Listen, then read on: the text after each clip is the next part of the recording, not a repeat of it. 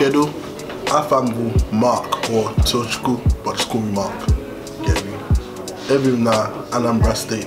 Being Igbo is just like, for me, it's just remembering that, you know, you have a rich culture and rich history. So I've been living in the UK for 21, 22 years. We lived in an area called Tottenham. For those of you that know it is, Tottenham is quite rough, and you know, back in the late 90s, early 2000s, it was quite rough. The one person I actually admire is probably my mum, actually. She has put up with me, and you know, I haven't made it easy for her growing up. You know, I was quite, I was in trouble in the sense of, like, you know, criminal trouble. But in terms of my attitude, I was quite troublesome. Like, yeah, you know, even now, she hasn't really given up on me, even though, you know how African parents are. You know, they say all sorts of things, but, you know, deep down, you know, they still really care. Like, that's what motherly love is, and she's actually been quite unconditional in the love she's given for me. So, yeah, I admire my mum, man. Love, it supersedes feeling. So a lot of people say that they can feel love. You can feel love, but love isn't just like a feeling.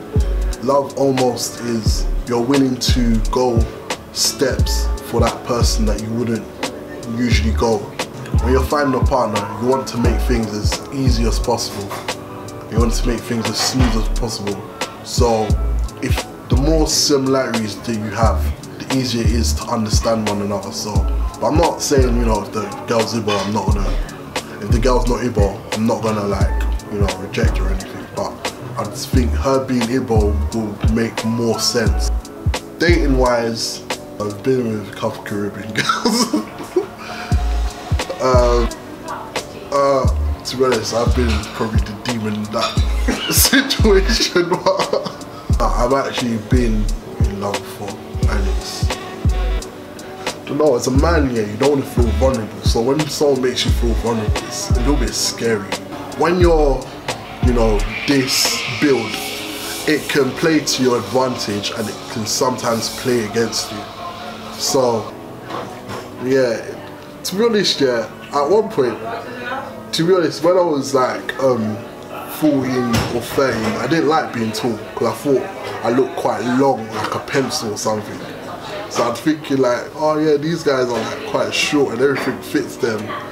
You know them ones like when you're young, like you wish that your feet weren't so big so you can get all the nice trainers. But yeah, like, yeah, at one point I didn't really like myself. I didn't really like certain things about myself, but I grew into these things. I grew to accept them and then like them. I went to uni 3 years ago. I ended up dropping out because I didn't really like the course. I was studying, what was it, health and social care. It was, what the plan was, I was going to do that and then get into social work. But when I found out what social work really was and the type of liability that is on social workers, plus the caseload, plus the current climate, I was like, I don't want to do this. So it took me some time to figure out what I really wanted to do. So once I figured it out, I went back to uni. My mum wasn't happy because I dropped out of uni, and it was actually quite a troubling time. Like, I went through, there was about a year where it was really hard, you know, dropping out. And yeah, my mum wasn't happy about it. She said that I should have just stuck the course, stuck it out, even though I hated it. But I'm the type of person, I can't pretend to like something and do well. One of my happiest memories actually when I went to Nigeria in 2012 Christmas, and we're in the back of my uncle's pickup truck, and my cousin was driving the pickup truck and it was just blowing down the road. So that feeling of the wind rushing through your hair, you standing up in this pickup truck going at like 60, 70 miles per hour, all my cousins there, everyone's just laughing.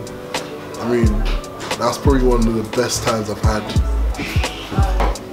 They need to defeat the actual problem within Nigeria first.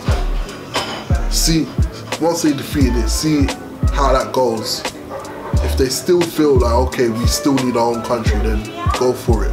But Biafra won't happen because Nigerian government, whoever's in power in Nigeria, are going to hold that region until they die. They'll die fighting to hold that region. So unless there's some sort of war, which no one wants, Biafra will not happen.